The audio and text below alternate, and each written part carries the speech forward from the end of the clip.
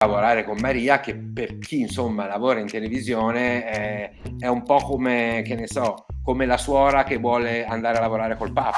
Manca una classe politica meno sorda, manca una classe politica meno ignorante. Il mio termometro non è con chi vai a letto, il mio termometro è ti stimo, non ti stimo, mi piaci, mi sei simpatico. Quindi ci vuoi svelare qualcosina della tua vita privata? Ho un compagno, ho un compagno, ho un amante, ho un marito.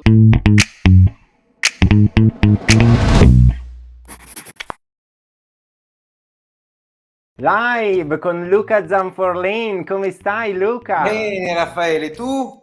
Io benissimo, molto Grande, bene. grande, bravo. Hai visto, cresciamo tutti, cresciamo poi, eh? Voi crescete e io invecchio. Ascolta, sono Dimmi. molto lieto di averti qui oggi, devo dirti la Grazie, verità.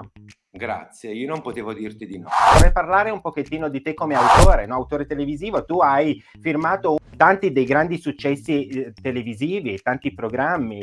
Ricordiamo Il brutto anatroccolo, Meteore, Popstar, Amici ovviamente. Sì. Quindi una carriera brillante. Sì, sì, credo di avere all'attivo 70-80 programmi. Eh, è nato per caso, nel senso che non avrei mai pensato di fare l'autore televisivo, anche se da piccolo, quando mi chiedevano cosa vuoi fare da grande, io dicevo non lo so, perché non lo sapevo, cioè proprio non lo sapevo. Poi verso i 15-16 anni mi sono veramente appassionato alla televisione, no? E quindi ho cominciato a guardarne tanta, tant'è vero che mia madre, che adesso ha 91 anni, mi ricordo che mi disse una frase e secondo me quella fu emblematica, perché mi dice ma con tutta la televisione che guardi, almeno falla. Eh. E da lì poi dopo quella cosa, non so, a me piace credere che sia stato un po' lei a iniziare tutto. Mi sono sempre più concentrato appunto ho studiato lettere e filosofia, ho fatto un master in comunicazione di scrittura televisiva e poi quindi ho preso una laurea in psicologia e poi dopo è arrivata la televisione, per caso quasi, ma appena è arrivata proprio l'ho presa e l'ho tenuta stretta. Amici di Maria De Filippi è un programma che comunque ti ha segnato anche un pochino nel cuore, no? Moltissimo. Pensa che io quando mi chiamò Maria c'era già stata la prima edizione. Sì. A me spaventava perché comunque voleva dirmi trasferirmi a Roma, invece io stavo a Milano, e fare una cosa che era una macchina grossa e in più lavorare con Maria, che per chi insomma lavora in televisione è un po' come, che ne so, come la suora che vuole andare a lavorare col Papa, non so come Sì, dirti, col è prete che vero. vuole andare a lavorare col Papa. Cioè, per cui all'inizio ero molto spaventato, perché poi pensavo, oddio, se non si instaura un feeling, no? Anche perché sai, lavorare tu poi lo sai perché TV l'hai fatta e la fai. Il team conta molto, cioè per cui se non riesci a trovare un tuo ruolo all'interno di un team ed essere propositivo, per me è difficile. In più con Maria che è una bella tosta, impegnata, lavoratrice, è una che non lascia niente al caso, è una che non è una conduttrice, innanzitutto è la prima autrice di qualsiasi programma, poi lo conduce, ma l'aspetto proprio e questo confronto con lei è stato ed è bellissimo perché insomma se lavori con persone che stimi, se lavori con persone che comunque ti riescono comunque, anche se non sei più giovane, a farti vivere la passione del lavoro e allora hai fatto bingo. Io infatti da un 5-6 anni a questa parte ho deciso solo di lavorare con Maria, un po' perché voglio lavorare di meno, prima ero uno che lavorava molto di più, adesso accetto solo proposte di Maria perché so che con lei posso lavorare, ho un confronto e il prodotto che faccio, nel prodotto che faccio mi riconosco ancora. Ecco, la mia paura è io smetterò di fare questo mestiere nel momento in cui farò un prodotto dove non mi riconoscerò più, dove devo farlo solo per soldi. Allora credo di no. Ho la fortuna di aver lavorato tanto e quindi preferisco fare altro. È Magari bello. apro un negozio di fiori. E io verrò a comprare i fiori, anche in quel caso. Luca, voglio fare un passo indietro, prima di Amici e prima di tanti programmi che hai firmato, e voglio raccontare un pochettino dell'esperienza di Gay.tv, perché Gay.tv nasce con te. Nasce con me, nasce da un imprenditore, lo dico, si chiama Massimo Scolari, che mi aveva visto lavorare e a un certo punto mi ha detto: mi piacerebbe fare qualcosa con te. Io gli ho detto: guarda, fare un programma di musica a me non mi stimola. Una cosa che manca è, secondo me, una televisione che parli di differenze, di omosessualità, ma non agli omosessuali, perché gli omosessuali sanno chi sono, Sì. conoscono, ok? Possono identificarsi e questo è fondamentale perché ci sono determinate realtà dell'Italia, ma anche dell'Europa, dove l'essere omosessuale è ancora un problema. Quindi avere una televisione che parli a te omosessuale è una sorta di creiamo un gruppo, è gregario la cosa, no? Però il mio scopo non era tanto di parlare agli omosessuali o comunque alla comunità LGBT, ma di raccontarlo agli eterosessuali, raccontarlo all'ignoranza degli eterosessuali e fargli capire agli eterosessuali che l'omosessuale è esattamente come te, dorme, fa pipì, fa pupù, si innamora, non mangia il pesce, c'è il cacciatore stronzo, c'è l'omosessuale simpatico, c'è farlo capire a loro. È stata un'esperienza per me bellissima, che rifarei subito. È stata un'esperienza, posso dire, un po' troppo avanti nel tempo, nel senso che forse i tempi non erano pronti, no? Anche se comunque andava bene, no? Però giustamente è una televisione che a un certo punto è morta perché il commerciale non riusciva a vendere spazi pubblicitari perché le tematiche che affrontavamo non erano larghe. Pensi che potrebbe ritornare Gay TV oggi? Guarda, mi verrebbe da dirti non dovrebbe essercene bisogno, ma a quei tempi che corrono secondo me sarebbe giusto che tornasse. Ma ti ripeto, proprio perché a questo punto non penso più tanto a educare l'eterosessuale, penso a dare una possibilità all'omosessuale che magari appunto vivendo in provincia si sente escluso, non si sente rappresentato, non si senta e allora magari avendo un network che parla solo esclusivamente alla comunità LGBT dà un senso di forse di protezione e di crescita per il singolo omosessuale, perché sennò altrimenti ti direi non ce ne sarebbe bisogno, perché insomma nel 2022 chiedersi ancora eterosessuali, gay, lesbica, trans, cioè, non lo capisco. Purtroppo sì, purtroppo sì. Beh, Luca, sai che hai non ragione ma di più, perché tu non lo sai, ma ancora prima che noi ci conoscessimo, io vi seguivo con Gay TV e io nasco in una piccola provincia di Napoli e a me Gay TV ha aiutato tantissimo, Ma lo tantissimo capisco. a scoprirmi, a capirmi e ad amarmi e a non aver paura di me stesso. E io questa cosa mi stai facendo un grande regalo e sono contento, non la sapevo, veramente grazie. Non a me, nel senso a tutta Gay TV. Sì, assolutamente. E spero tanto che ritorni perché a me piaceva tantissimo. Mi ci vedo già lì sul divano a guardarvi, Sì, ecco. farai il TG. Farò il TG, ecco. Ascolta, adesso passiamo invece alla tua vita da scrittore. Hai scritto tanti libri, tra i tanti libri c'è stata anche la fortunatissima serie dei romanzi di Amici. Ho iniziato con i romanzi di Amici proprio perché appunto andavo anche in video, conoscevo appunto le loro storie e poi mi sono sperimentato con dei romanzi invece che non c'entravano nulla.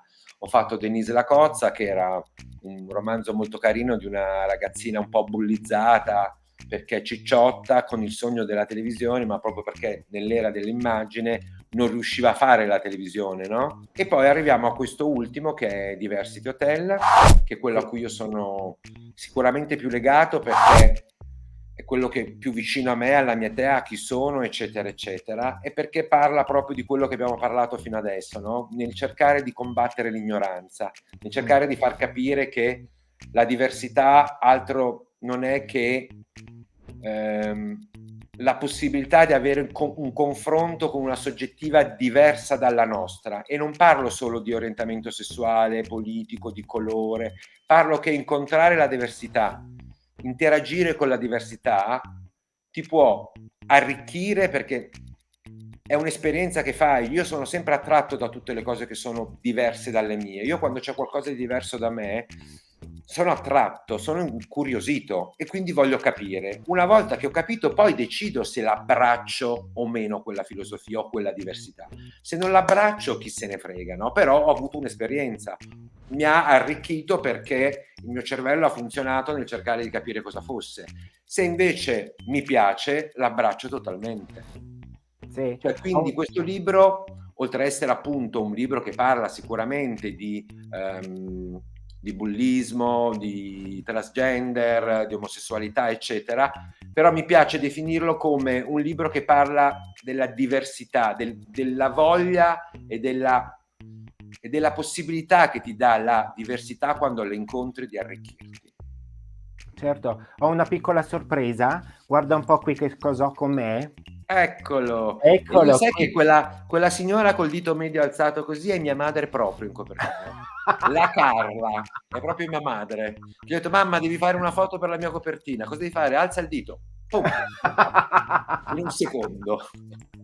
È meraviglioso. Io lo sto leggendo e me lo sto gustando sera Mi dopo piace. sera. Vado a Beh, son letto e me contento, lo leggo. sono Eh, contento.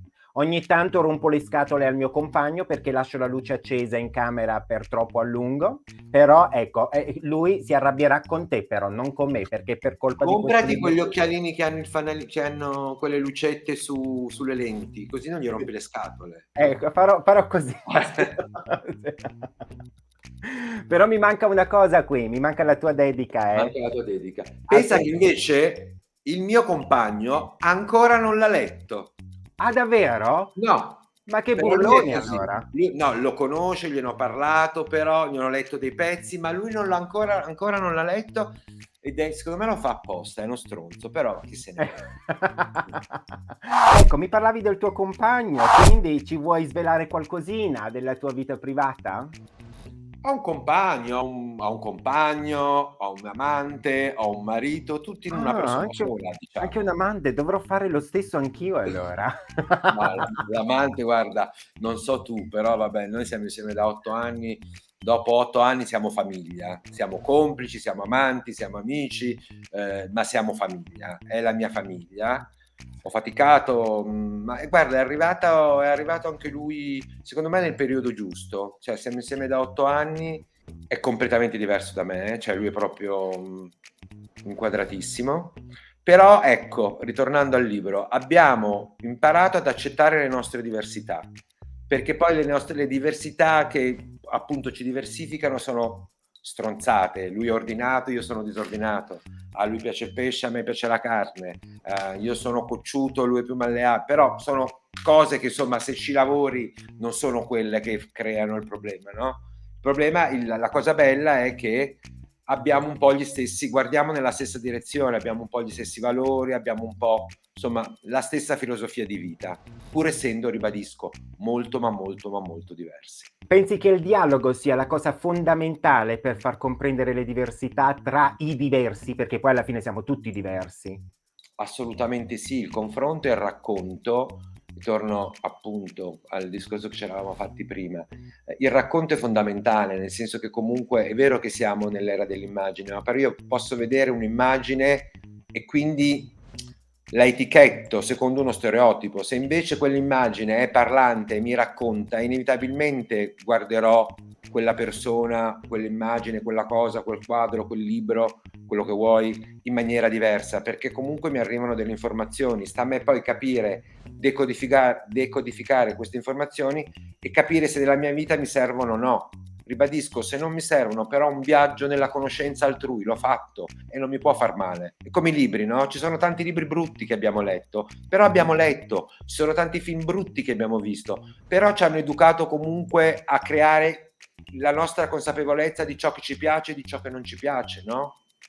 Quindi è fondamentale il confronto, la parola, il dialogo col diverso, è fondamentale. Tornando al tuo libro, quali sono state le diversity, le diversità che ti hanno arricchito di più?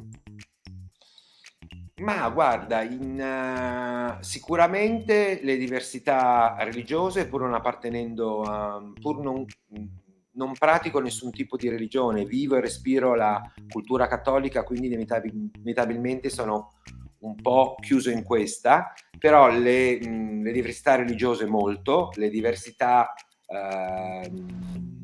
politiche anche, nel senso che comunque mi piace discutere con persone che la vedono in maniera completamente diversa da me, ma sempre per il discorso che facevamo prima, per ampliare la mia conoscenza e quindi poi decidere se mi piace o no. Certo. Chiaramente l'orientamento sessuale, anche se io devo dirti la verità, adesso dirò un luogo comune per il quale qualcuno forse...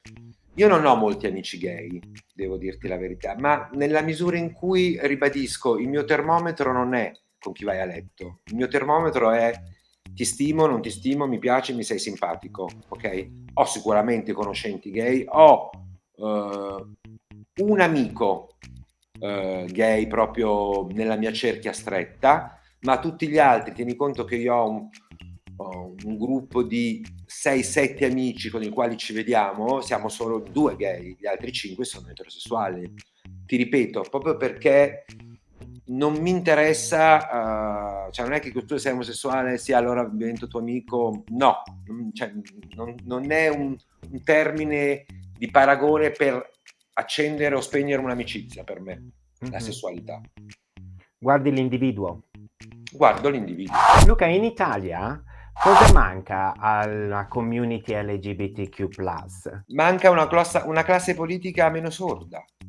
Manca una classe politica meno ignorante che combatta l'ignoranza della non conoscenza di quella di cui parlavamo prima, perché è molto più semplice dire se io c'ho ecco, tornando, adesso io non vorrei che qualcuno ce l'avesse, però se ritorniamo al piccolo paese di provincia un po' retrogrado che vede gli omosessuali come la morte, è chiaro che se non educhiamo quelle persone tramanderanno questo concetto, se non abituiamo queste persone e invece purtroppo molte volte la classe politica per cavalcare, perché ha bisogno di consenso, va da questi e dice avete ragione, questi i culattoni vanno bocciati, vanno eccetera eccetera. Ecco, se alimenti l'odio, alimenti l'ignoranza, non ci sarà mai la democrazia e la libertà, no? Quindi quello che manca secondo me è una classe politica che sia un po' più attenta. Non ti dico che devi abbracciare la mia filosofia di vita, devi capirmi e devi trasmettere mio essere normale pur essendo diverso da te, e questo è un tuo compito perché ci guidi e devi avere questa competenza e questa capacità. Purtroppo a volte questa capacità non c'è, noi abbiamo solo la possibilità di scegliere chi ci rappresenti, no? Però molto probabilmente le persone che in questo momento ci rappresentano vanno a nutrire più la pancia ignorante del paese, la pancia che non vuole il cambiamento, perché è terrorizzata da quello che gli dice la politica, appunto, che i transessuali portano le malattie, gli omosessuali sono eccetera eccetera, i neri sono tutti stupratori, eccetera eccetera. Ecco, tutte queste cose qua purtroppo fanno in modo che, è banale, lo so, sto dicendo proprio delle banalità assurde, ma la società non cresca, e se non cambia soggettiva la comunità LGBT continuerà a implodere. Però io vorrei lanciare un messaggio, lo vorrei fare proprio con te, anche a questa classe politica, a questi politici, a tutti coloro che comunque la pensano un po' così, no? E cavalcano un po' quest'onda. Non ci scontriamo, ascoltiamoci l'un con l'altro. È quello. Noi siamo disposti ad ascoltare loro, però vorremmo che loro ascoltassero anche noi. È quello, è assolutamente quello. Cioè di piantarla per qualche voto in più, di parlare solo alla pancia del paese. Cioè ci sono anche persone, cioè ribadisco, le persone vanno conosciute. Generalizzare non serve a niente. Poi etichettare così in maniera, per il colore della pelle, per la politica, per il sesso, anche no nel 2022, no? Cioè no. No, basta con questa roba qua. Luca, l'intervista termina qui, ma io volevo chiederti prima se hai voglia di aggiungere qualcosa a questa intervista che io non ti ho chiesto. Libero di farlo. Sì, te la faccio. Voglio farti una domanda. Dimmi. Felicità no, ma sei sereno? Sì, molto. Oh, basta. Guarda, conta questo nella vita. E per raggiungere la serenità, la felicità, credo che sia una cosa veramente un po' assurda da dire, no? Ma la serenità è proprio un puzzle fatto di tante piccole cose che siamo riusciti a risolvere e fare nella vita. Quindi se mi dici che sei sereno vuol dire che stai facendo cose che ti piacciono e cose che ti migliorano giorno per giorno. Grazie per avermelo chiesto. Sei sempre speciale, come sempre. Oh, grazie a te, un bacio.